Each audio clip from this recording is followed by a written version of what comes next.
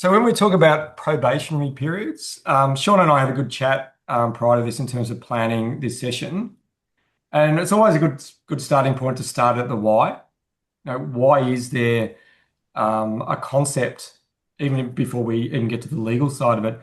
Why do we have probationary periods? Like, why is it there? And one of the things that bounced up to us as the most common thing, or most central thing, is that it's about understanding as a business or as an organization, have we made the right decision? Have we found the right person? Is it going to work in the long term? And it allows the business or the organization to build that trust and confidence. One of the great things about our Fair Work system, it has that principle built into it around trust and confidence. Do we have the trust and confidence that this is the right person for the business and the organization? And when you get right to the heart of it, we try to boil it down in terms of what is a probation period or probationary process. It's really feeling that sense of confidence and there's trust that, yeah, this is a good fit, but it's also for the employee to know that, yeah, look, I've made the right decision in joining this organization. And we're all in the right place and getting it wrong. So it sounds pretty simple in terms of that process, but it's one of the most discussed topics. Like, I put out a post on LinkedIn. It had no video, it had no photo or anything like that. It was just a simple question around probationary periods, and it had over 20,000 views with a whole lot of commentary. And this topic seemed to bubble up as something that just keeps coming up in terms of seeking more clarity. And Sean and I thought, and Celine thought it'd be good to hone in on this topic. In terms of the whys, Sean, would you add anything further? Because that's really what we've been talking about is getting that trust. Have we made the right decision with the person?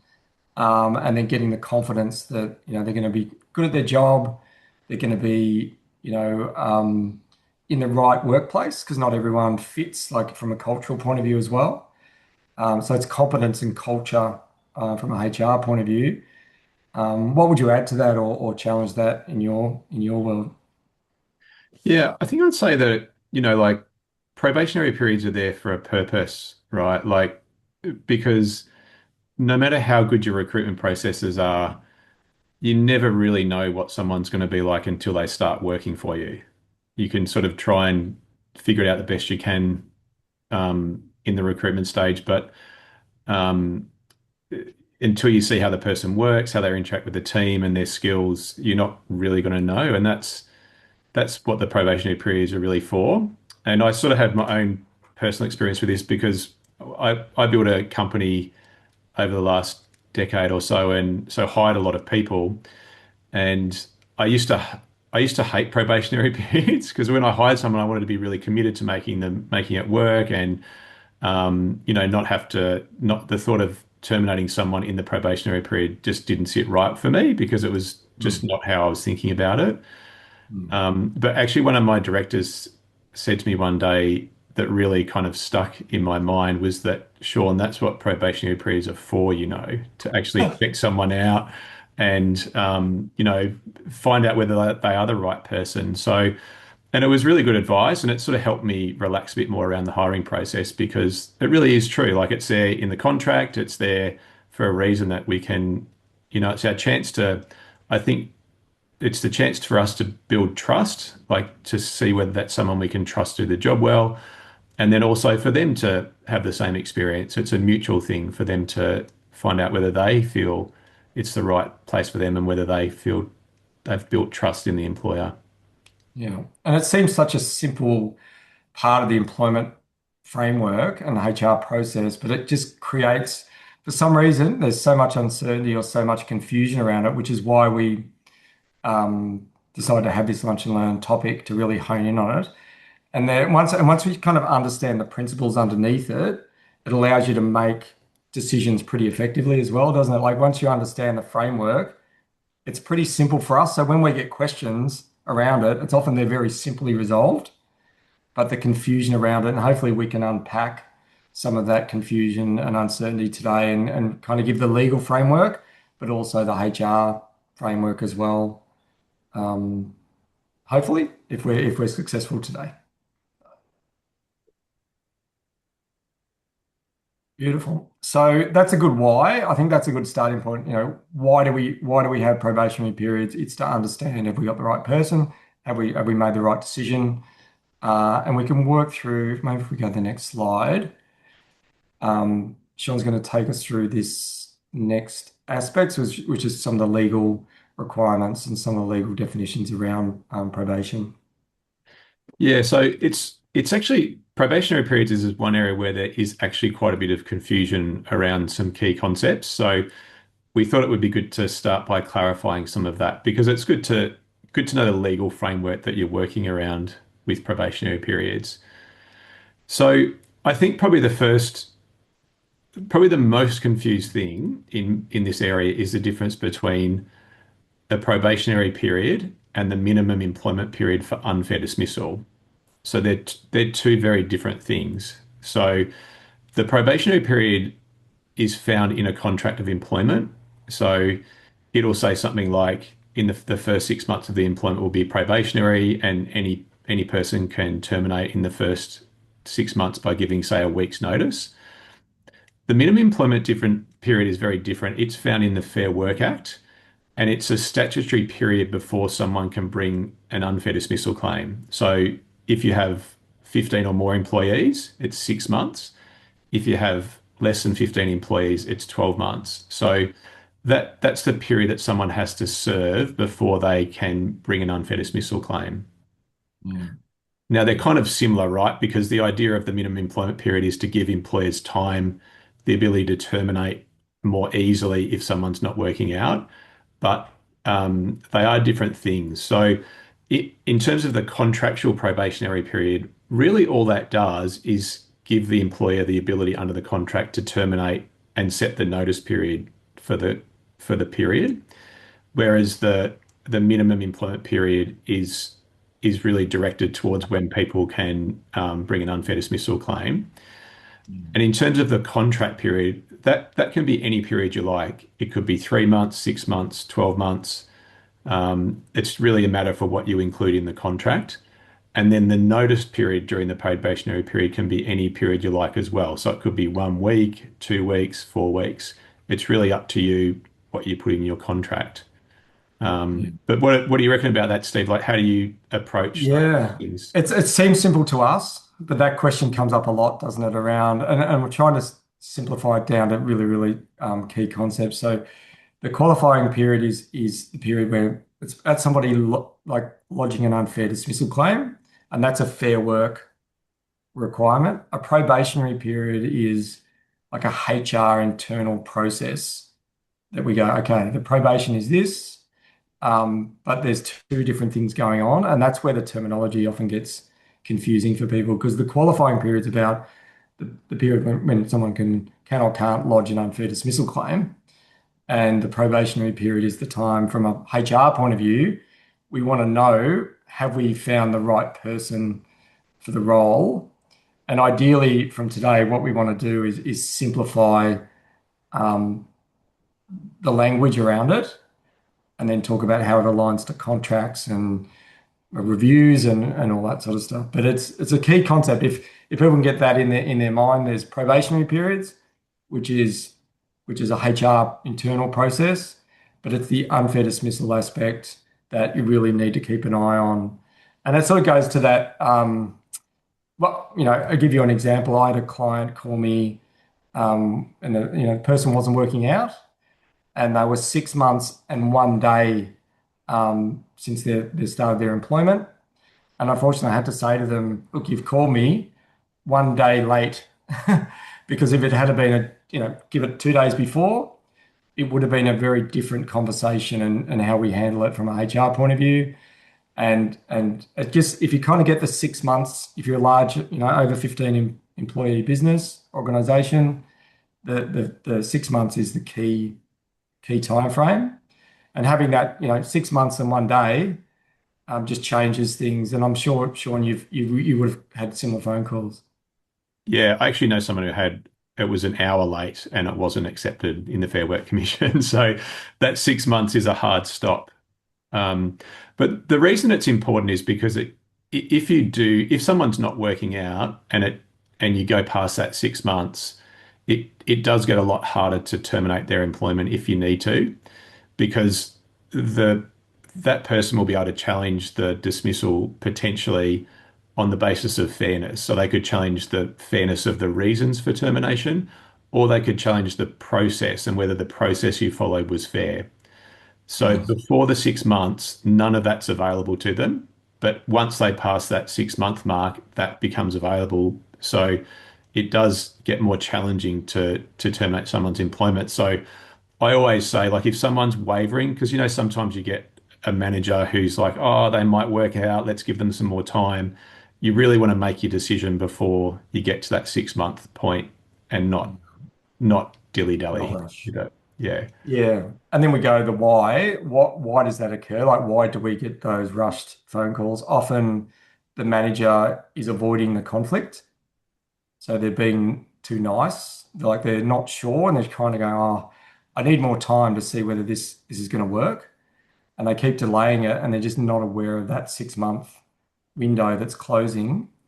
And Mm, often it is, unfortunately, it's avoidance of conflict and having the conversation, but also it's about not having the proper systems in place, like not having, like in an ideal world, from a HR point of view, if we did absolute best practice, you would have 30, 60, 90 day, and then probably one at the 5 month point.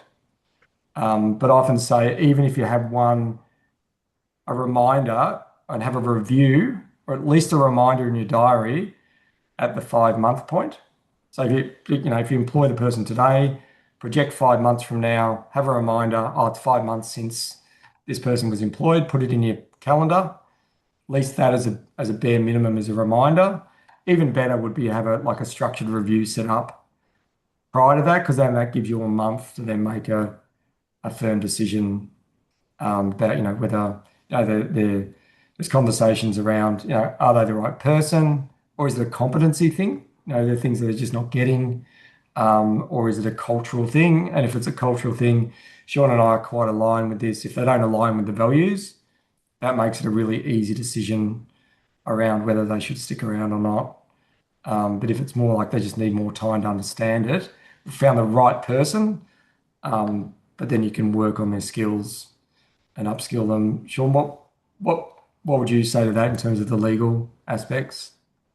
Yeah, I do think it's good to have a system in place like that where the probationary period gets used well. So it's not just left to the last minute and then a decision gets made, but there's like check-ins and feedbacks given as you go. So nothing's a surprise for people if it doesn't work out, because that's where we see the legal claims, right? Someone gets towards the end of the probationary period, they thought they were doing great and their employment gets terminated and they don't understand why. Whereas if it's been discussed all along, it's all very clear, then that final discussion is a lot easier and a lot smoother. Um, True. That's very yeah, true. And you get it towards the end, and if somebody's grumpy with the outcome, even the termination, like if it's not working, and if the feedback and the communication's happening as they go, the person's not shocked. So you say, mm, look, we've checked in, and it's giving them every chance to succeed. Like you think of the amount of time and energy the organization's invested in finding that person. You look at recruitment fees and time and energy, that it's worth getting it right. And I always think give them every chance to succeed. Give them all the right tools, coaching. Blame the systems. Don't blame that person. Have we inducted them properly? Have we onboarded them properly? Have we given them all the tools? And that's up to the internal people to get that right. But at the end of mm. the day, they're not the right person, and we have to make that hard decision. Often businesses overthink it, because within the first 6 months, it's pretty straightforward legally to say, look, it's not working out, and a simple termination letter with a simple conversation, they can be exited from the organisation with pretty minimal legal risk. But often they overcook the termination letter, Yeah, or they overcook the conversation. And I'm sure you've dealt with the the end of those, Sean, as they, when it's gone wrong. Yeah. I think the thing that I see most often, it comes from a really good place, right? Because people want their people to succeed. So, like, a manager will really want that person to work out. But because of that, sometimes they ignore really obvious red flags. And you see stuff that's happened during the probationary period that are really flags and unlikely to change. But I think the manager's sort of hoping that it's going to work out. They want to give them more time, and then it sort of doesn't get dealt with properly. Mm. Um, Actually, I just saw a question about whether you can extend the probationary period with consultation. So that it's a really good question, and that actually comes back to that what we were talking about before, the distinction between a probationary period in a contract versus the minimum employment period for unfair dismissal in the Fair Work Act. So in the contract, some clauses will say the employer can extend the probationary period if they like, so it gives them a right to extend it. If that's the case, the employer can extend the probationary period if there's a right to do it in the contract. Or it could be done by agreement if there's no right for the employer. If the employer and employee agree to extend the probationary period, then that's possible as well. But what those two things won't do is they won't change the minimum employment period for unfair dismissal. So Mm. that's always going to be there no matter what you agree to or you do with a probationary period. So that's if it's 6 months, if you've 15 or more employees, they're still gonna pass that 6 month point and get unfair dismissal rights.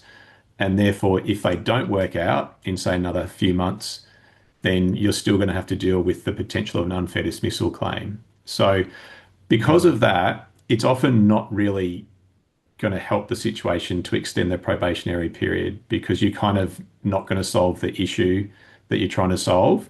But sometimes people want to do it because they really feel like if the person has more time, they could make it.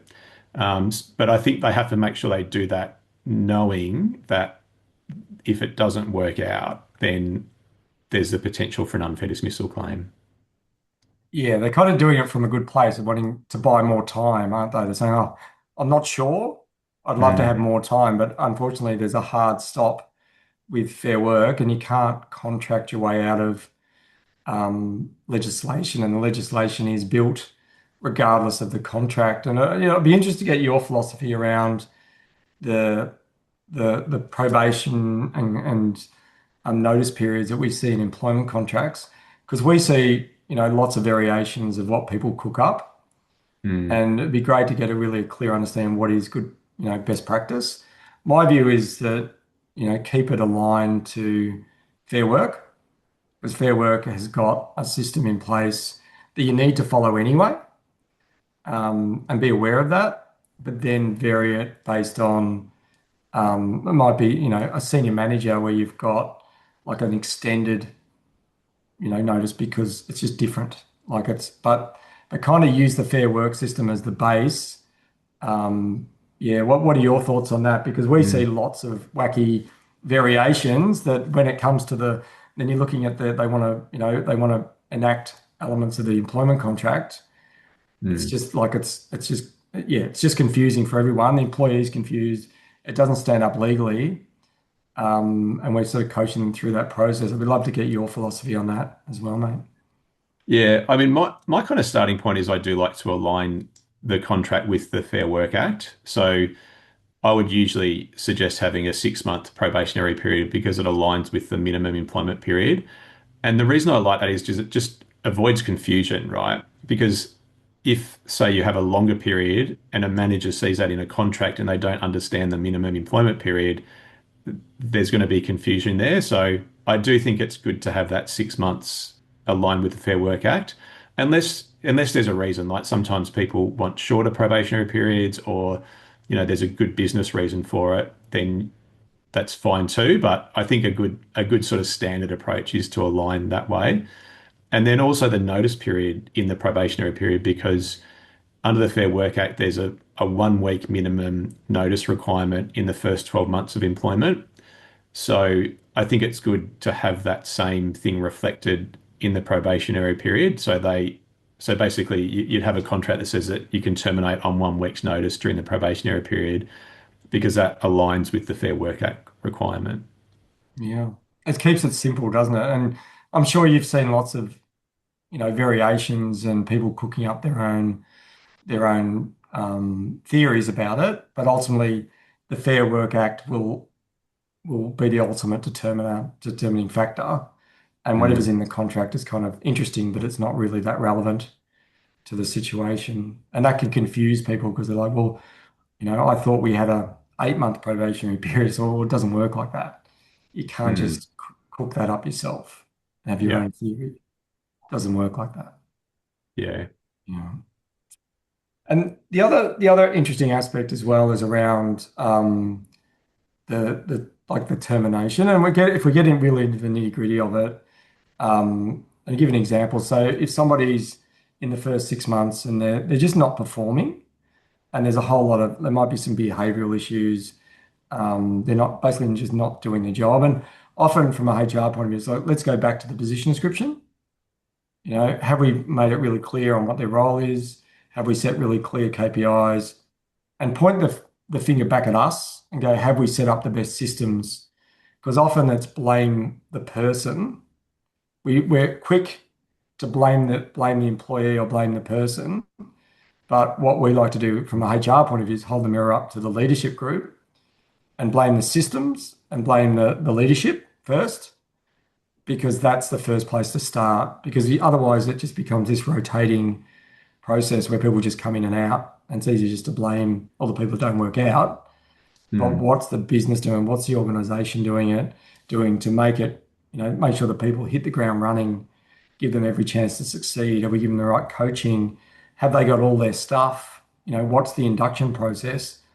Are they, does it take them 3 months before they can actually start doing their job because they don't have all the tools? They might not have a login or whatever.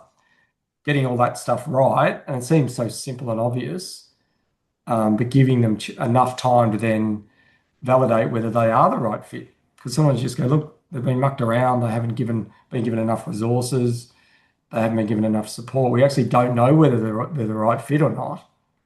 And that's up to the organization to get right. Do you see that pattern? Like, rather, we're not going to name names or anything, but do you see mm. that pattern of behavior at a leadership level when people are sort of rotating through? Yeah, I mean, I see lots of different approaches to it, but yeah, I definitely agree that blaming the employees not usually a great place to focus. And not if you want long-term success anyway. I think the employers who look at their own systems and their own processes for how they're setting people up for success are the ones who usually have good employees and have them be successful. So yeah, I definitely think that's a good idea. Yeah. And then giving an example, like even if we hone in on a really specific example, so we had someone who wasn't working out, and we get the phone call and go, look, this person's not working out. They've been employed for 4 months. We've done our reviews, we've given them feedback along the way, and there's like 8 things they're just not doing well. It's just not working. The advice that we would give from a HR point of view is, don't necessarily need to give the whole shopping list of issues. Is pick one or two that are significant, that ideally relate to the position description. And at this point, it doesn't become a coaching exercise because you've tried all that. And then keep the letter pretty simple and the communication really simple. So it could be like, out of the 8 things that just aren't working, it might be they're consistently late and you've got evidence of that. And so, look, it's not working out. Unfortunately, it's not working out. We've tried everything. We've spoken to you about this several times, and you just keep being late. You keep turning up late. Unfortunately, that's just like a deal breaker for us. And unfortunately, it's not working out, and we're going to have to let you go. And there's a simple termination letter that reflects that.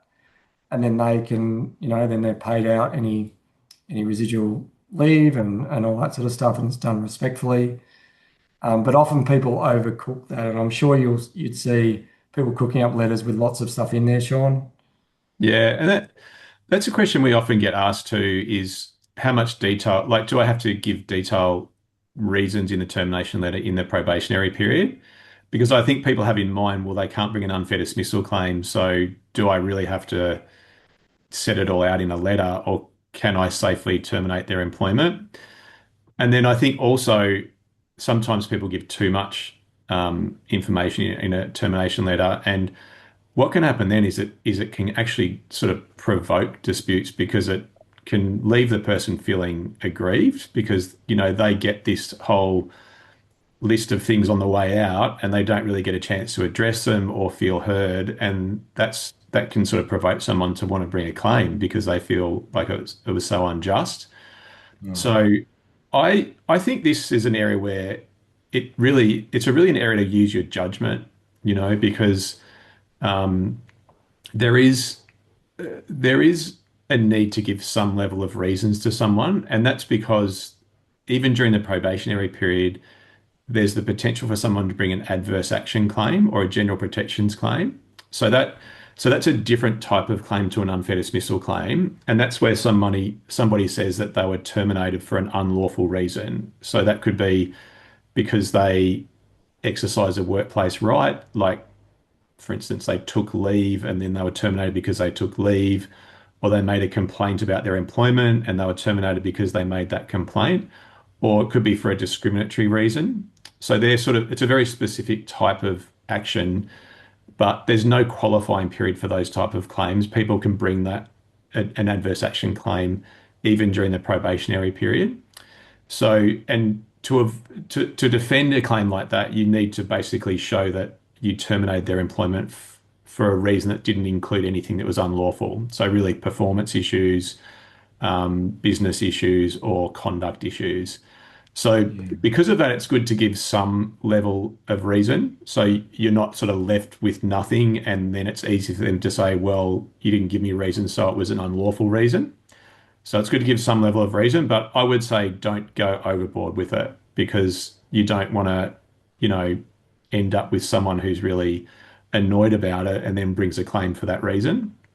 I would say that's why I say it's a place to use your judgment. Like you decide what's going to really work best in that situation and have that person move on in the most amicable way possible.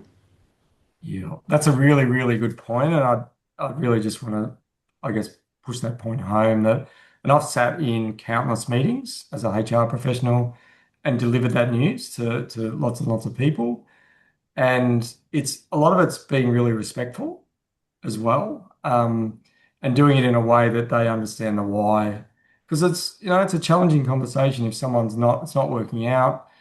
You want them, from a compassionate point of view, is to be able to move on to the next role without shattering their self-confidence and their self-esteem. But you also need to tell them the truth about why it's Mm. not working out. So it's a real balance point.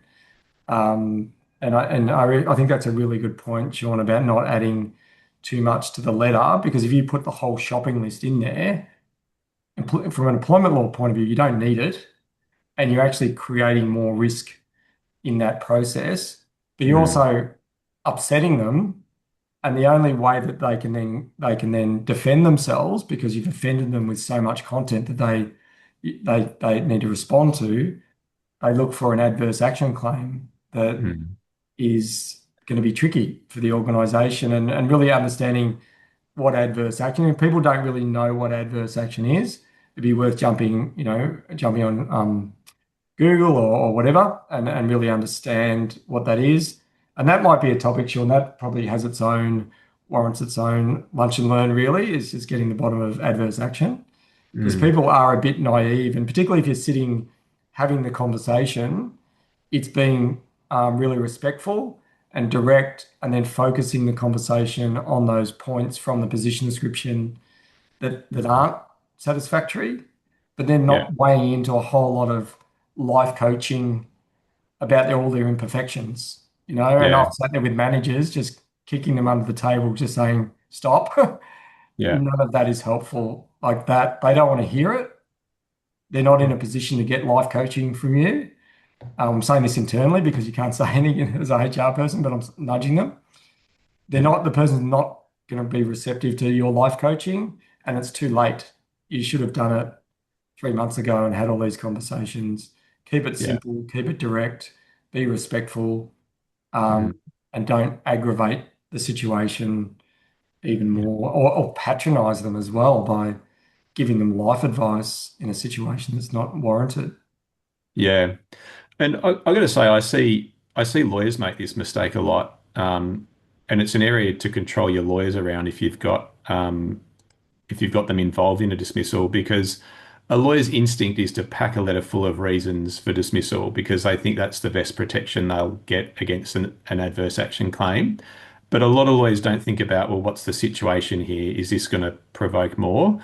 And I actually had a situation recently where I was speaking to someone who'd been dismissed, and the actual reason for dismissal was a financial one. It was the company just wanted to eliminate the role. Basically, it was really closer to a redundancy situation.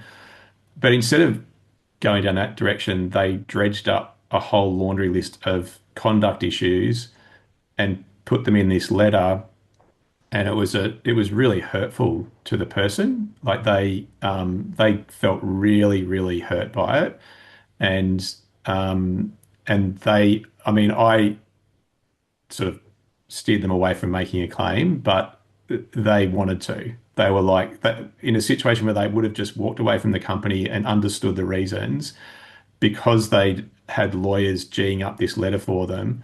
It Mm. caused him a lot of hurt, and it almost resulted in them getting a claim.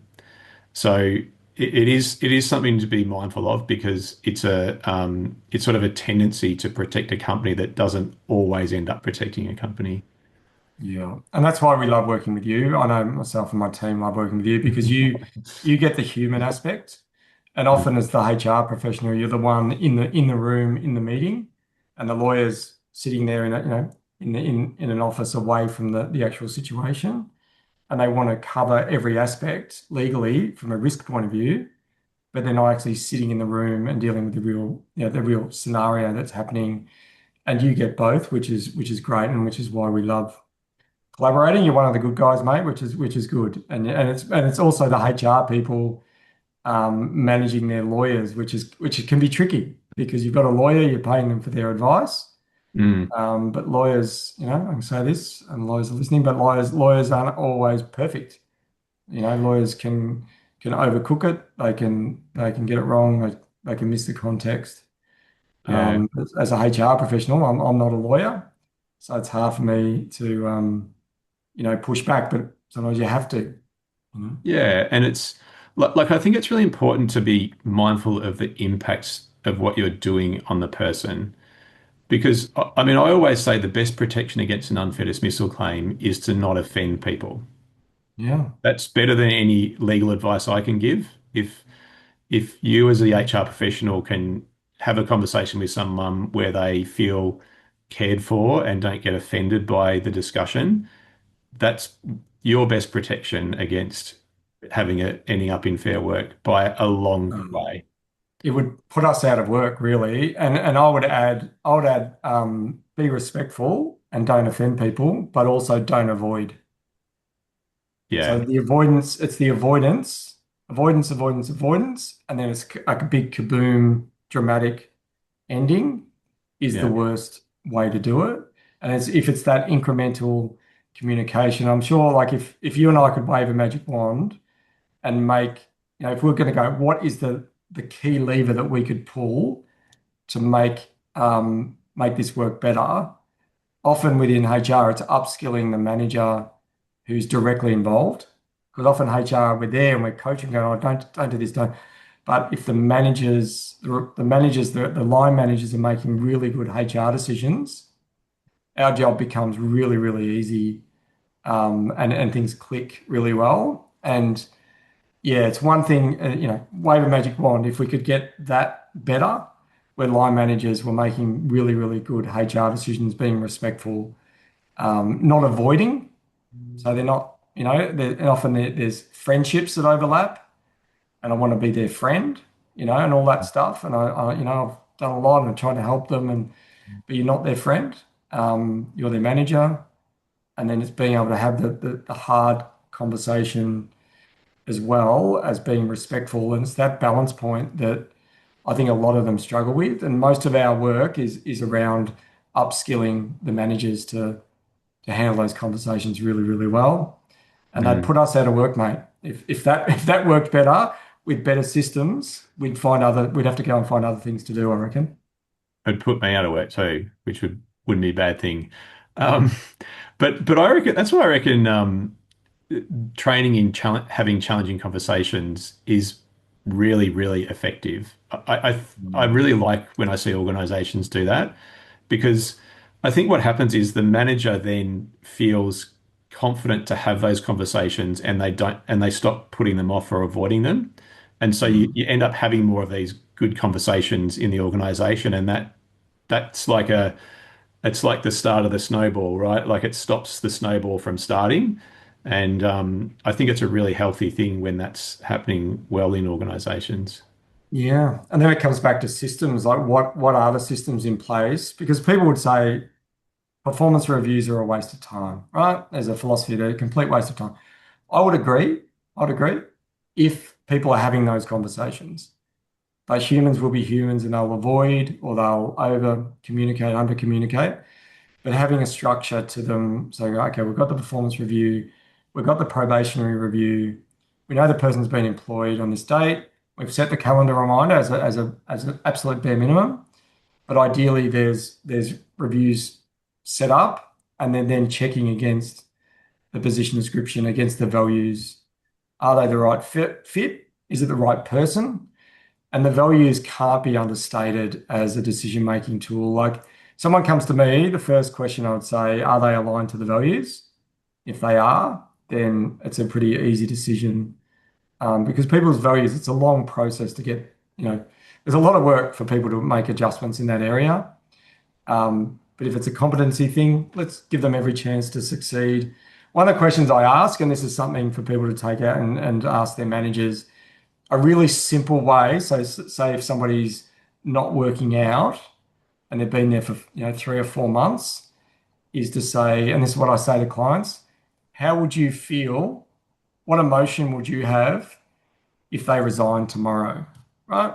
So if you've got anyone in your organizations and you're not sure, ask yourself the question, how would I feel if they just resigned? If they walked up to me and gave me their resignation letter? And if you feel the emotions of relief and like, oh, that's solving my problems. If you're feeling that, they shouldn't be there. If you're feeling, oh, this is really tricky, they're great, they're doing all this great work. That feeling gives you so much data. And when people ring me with a question around all this sort of stuff, I say, how would you feel? How would you feel if they resign today? And once they tell me that, that gives me the clarity as a consultant to help steer them. It's like the threshold question. We're going to go this way or this way, and that helps me decide the best way to support them. What would you add to that, Sean, in terms of your experience? Yeah, I mean, I think it it is though. I was actually that's interesting because I was actually just reading a question where someone asked if um, the organization doesn't have well-trained HR staff on the ground, what would you recommend? Because I think that's sort of related to this because it's it really it depends on people's training and ability to have these sorts of discussions, I think. And that starts from the HR team and also into the managers. And I Mm. think if the skills aren't there in the HR team, I think it's something that's really well worth the business investing in. And that you can bring in HR consultants like your HR is a good one who has really well trained senior HR people who can come and support less experienced HR people in that area. So, and I think it's really to me is one of the most effective things an organization can do is to have managers really empowered to be skilled and confident in having those conversations. Yeah, I agree. And there's an upskilling of HR people to go from being, and when I started in HR, often you become a problem solver, you become all things to all people. And over Mm. time, you realize your role is coaching and upskilling the leaders to be very good at HR. And if that's not what you're doing, that's where it needs to end up from a HR point of view, and which is why we have the connecting HR group as well. We meet 8 times a year and connect people up and share knowledge as HR professionals as well. So there's a lot of support that's out there, but like anything, it starts with awareness and knowing, particularly for the HR person that's just overrun and stressed out. You're not always making the best decisions. If the Mm. managers are misbehaving and not communicating well, but it's getting the HR team right and going, okay, what is our role here? What are we doing? We're putting in the systems, we're upskilling the managers. That's our role. Um, but then it's going to the next level. How are our managers performing with that with these aspects as well? And it's clicking. It all sounds great in theory, but it can work. There's lots of organisations where it does work really, really effectively. And you think of the costs that they would save. You think of the cost of an unfair dismissal claim. You think of an adverse action claim. Like the upper end of those are pretty significant these days. You think of psychosocial like hazards, all the psychological safety, all the stuff around, bullying allegations, work cover. The costs of getting this wrong are significant, and those costs are only increasing. But if we can be better with our words and communicating calmly, directly, and assertively, a lot of HR matters would be dealt with in the moment. Um, but yeah, it might sound a bit idealistic or whatever, but it really is that simple.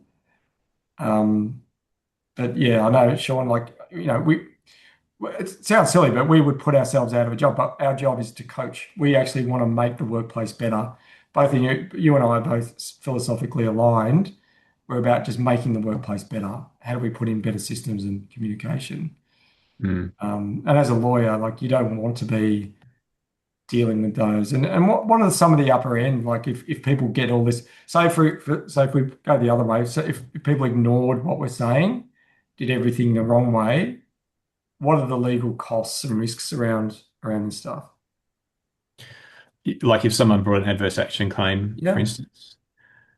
Well, so unlike unfair dismissal, where there's a 6 month, there's the maximum amount of compensation, 6 months pay. Not that often gets ordered, by the way. It's usually down around 1 to 2 months pay. But general protections claims are uncapped compensation. So so someone can claim 6, 12 months pay, but they do have to have a justification for it. Like they would need to show that they were lost income or something like that for that period of time. In general protections claim, you can also claim other forms of damages. So things like compensation for humiliation or hurt or distress or mental, like psychological injury, can be included in those claims. So that can often increase the amount that's involved. So, and also the thing about general protections claims is if they're not resolved in the Fair Work Commission, they go into the court system, and that gets expensive because you're then in proper litigation and the legal fees start to accrue. And then it's a no cost jurisdiction. So most of the time, even if you win the case, you don't get your costs paid. You have to bear your own costs. So general protections claims are expensive. They're not great to be involved in, but they do go to the Fair Work Commission to start with. So often they can be resolved at that point before it becomes Yeah. a court issue. Yeah. I'm just looking at a couple of the questions that are popping up in the chat, and feel free to keep popping them in there. But one of the questions, I'll just see if I can find it again, but it was a question about just termination based on not fitting the culture, Oh and is yeah. that okay? My view, I think it's such a broad thing. So it's the empathy test. Put yourself in their shoes. So imagine, you applied for a job, you've done your best, it hasn't worked out, and someone says, "Look, you're not a great cultural fit." What can you do with that? Like you go, "Well, I can't improve. What do I do?" It's so broad and vague. That's where I go back. Give them something specific, and particularly you got to go home and go, "Well, what happened today?" Well, I actually got sacked. Why? Why did I get sacked? Oh, I didn't fit the culture. Well, what do I do? So you're Mm, actually impacting on people's self-esteem and from a compassion point, it's not ideal. But given yeah, something that you can go, look, here's some practical things, and they go for the next role. Go, yeah, look, you've turned up late the last every week, every Tuesday, you're an hour late, right? And it's just not acceptable. We've told you mm, about it, and you keep doing it. Give them something specific that they can then improve upon. And yeah, if it was me sitting there, I wouldn't say you're not a good cultural fit, because I just don't think that's helpful for anyone. And that it's also increasing your risk. Yeah, because that's adverse action. Like, what do you mean by culture? That yeah. opens a doorway. What are you saying about my culture? Like it opens a broad conversation. And what are your thoughts on that, mate? Yeah, I agree. It's kind of a non-answer cultural fit. Like it leaves you with so many questions about what that actually means. Like I think if someone's not a cultural fit, you need to say why. Like what is it you don't share the same values or you don't have the same skills or something like that. But it's not a great thing for someone to hear and it's easy to take personally. And yes, it does also open the possibility for things like discrimination claims, for instance. Like if someone has a characteristic, like maybe they're a person of a certain race or something, or even their age can come into it, and they're told they're not a cultural fit. It gets people wondering, oh, is that because I'm Asian or because I'm older, Mm. or they're all grounds for discrimination, you know? Yeah, So and at a human level, they're terrible. Like it just opens up that unnecessary conversation. And yeah, are there any other questions you can see in there, Sean, that we haven't addressed? I yeah, know we've had a couple of them. yeah, I actually was just reading a really good one from Grace about what would be the best practice if someone within a probation period had to take extended period of sick leave for surgery and recovery, which gives less time to assess suitability for the role, especially if there are some questions regarding capability. Now, that's actually a very curly legal question, that one, but it's a good question. Right. And probably, I'm sure, Steve, you can give some good input as well. So the first thing is that when someone's on personal leave, if they're taking paid sick leave, that time will count towards the minimum employment period for unfair dismissal. But if they convert to unpaid leave, like which often happens if someone is on, they probably don't have, if they're in their probationary period, they probably don't have a lot of sick leave accrued. And if they convert to unpaid leave, that time doesn't count towards a minimum employment period. So it actually effectively extends the minimum employment period for bringing an unfair dismissal claim. So if someone is unwell and away for, 2 or 3 months, you can kind of restart the clock when they get back if that's been unpaid leave. So that does give you a bit more time to assess their suitability. And you can also look at, extending the probationary period in the contract as well if that's happened. But the thing to be cautious of here is you've got to be careful with these situations because you can't treat someone adversely because they've been sick or taken leave. So you just have to be very clear that what you're doing is related to their job performance and it's not about them having taken sick leave, including if whatever they're sick for or whatever the reason they've had to take sick leave is impacting their performance. So you need to be careful to make sure those two things don't become intertwined because if them being unwell or having needed surgery is a reason for why you've made certain decisions, that's where you get into adverse action claims or discrimination claims. Yeah, yeah, that's great. And there's definitely a curly area. Yeah. A question, Anne's put in a question about completion of probation. So doing something so if it is the 6 months, for the larger businesses, then doing some sort of letter to say, well done, you've completed your probationary period, because the contract will probably say probationary period, which means the qualifying period has been addressed as well. I think that's good practice. I think people need to know. If I, am I the right fit? Is it working out here? Go, yep, because legally they are anyway, whether you like it or not. And Yeah. I think it's just good practice to say, okay, that period's over. It's worked out really well. Is there anything you need from us? Is there anything to iron out? And and it's a way of kind of just finalizing that period so they know that they've met that, they're not still in that probationary period because they might not know. Like we're talking about this topic in depth with a whole lot of people that in HR and in around this. The average employee is a lot more confused than a lot of other people are. Then they're thinking, well, what does that mean? And then at Mm. least they know, okay, I've met it, I've moved on. I'm not going to go through that process Yeah. anymore. You know? Yeah, I think it's a nice completion, right? Especially for roles where the probationary period's really important and it gives people comfort and security that their employment's been confirmed. Um, I tell you the thing that does cause issues is when a contract says that we will, at the end of your probationary period, we will confirm or whether you've passed your probationary period. I don't like that in a contract. I like the clause just to say your probationary period will be 6 months and we can terminate during that time on 1 week's notice. Because if you add extra things in there, like we will confirm your employment, often it gets forgotten about and it doesn't get done. And then it kind of leaves these questions of is the employment continuing or has it been terminated or what's the effect of it not having been confirmed? So it's best not to have all that stuff in your contract. But for sure, if you want to have that practice in your organization, I think it's a great practice. But keep your contract simple.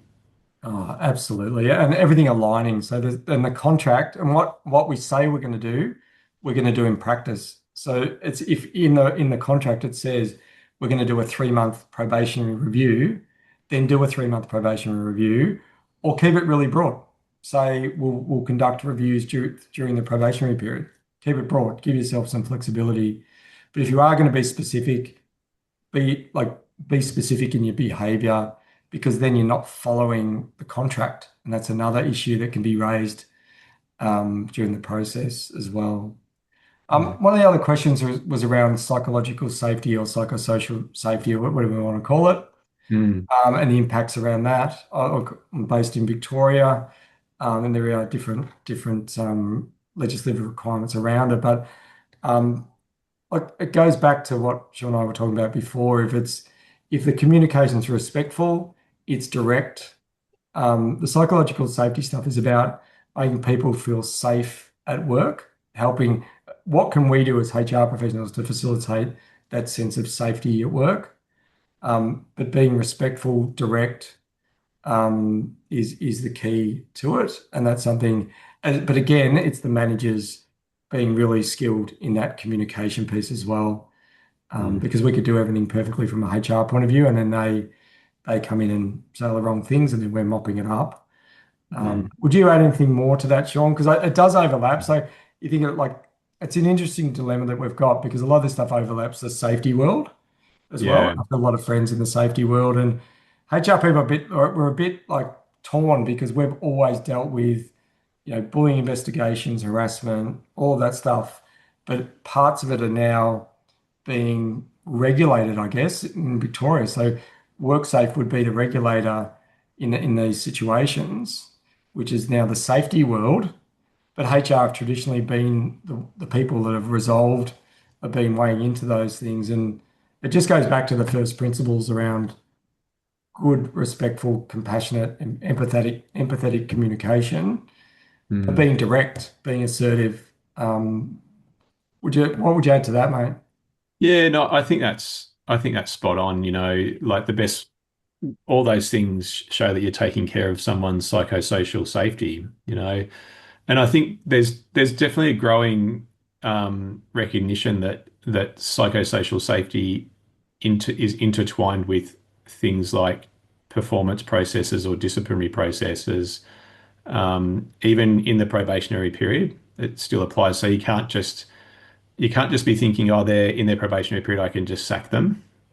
Like you can't be thinking like that. You really need to be thinking of how do you take care of that person's psychological safety as well. Mm. And that's again the way to do that is to, have good systems and processes in place so that people are aware of issues, they're getting help with them, and they're not taken by surprise, if there is a termination made. So yeah, Absolutely. I mean, it's not going to give someone a personal cause of action, but it's still an obligation that employers have to make sure they're conducting these processes safely. Yeah, yeah, absolutely. And we're just coming up to, we've got a couple of minutes left. I just wanted to give anyone an opportunity if they've got any final questions. We may not have time, but Sean and I are happy to stick around after this if there's any other curly points or if you want to chat to us, we'll be around. The other point to mention is that Millie will put a link to the health check. So Sean and I have built a HR health check to summarize, probationary periods, but a whole lot of other stuff. It takes about 15 minutes to complete. There's no obligation, so you can just toggle off defaults. We won't contact you unless you request it, but it also builds a HR plan automatically through that system. So we kind of try to automate that whole health check stuff that you can do yourself. And Sean's contributed to that with from the legal aspect, but there's a combination of HR and legal stuff around the health, HR health of the organization generally. The other one as well would be great to get people's feedback around potential other topics. The one that's sort of bubbling in my mind is maybe adverse action could be one to talk about, but we'd love to hear your feedback for the next one around a particular topic that you'd like to hone in on. Yeah, pop it in the chat and we can talk. And feel free to reach out to us. Sean and I are both on LinkedIn. You'll find us on LinkedIn. Sean's putting out amazing content. I found Sean through my team talking him up and how useful his stuff is on LinkedIn. So I'd encourage you to connect with Sean, and myself and my team are also putting out a bit of HR content as well. It's free and it's available, and you're very welcome to connect into it. We're right on the hour, so I just want to be really respectful of everyone's time. And a huge thank you to Paul for helping us bring all this together. If you need a videographer, someone to help with your lunch and learns and all this sort of stuff, this is not my skill set. Paul does an amazing job, so a big shout out to Paul. And thank you to Millie, who's helped pull all this together. And Celine, who's not very well. So hope you get better soon, Celine, and we definitely miss you. And hopefully it's you're getting better. And huge thank you to Sean for joining us today. And hopefully it's the first of many and we can collaborate. I think it's great having the HR and legal context because it gives people like that 360 perspective as well. But maybe if we wrap it up there, it's 1 minute past, but people can jump off. Thank you all again, and looking forward to seeing you all again at our next lunch and learn. Thank you, everyone. Thanks, everyone.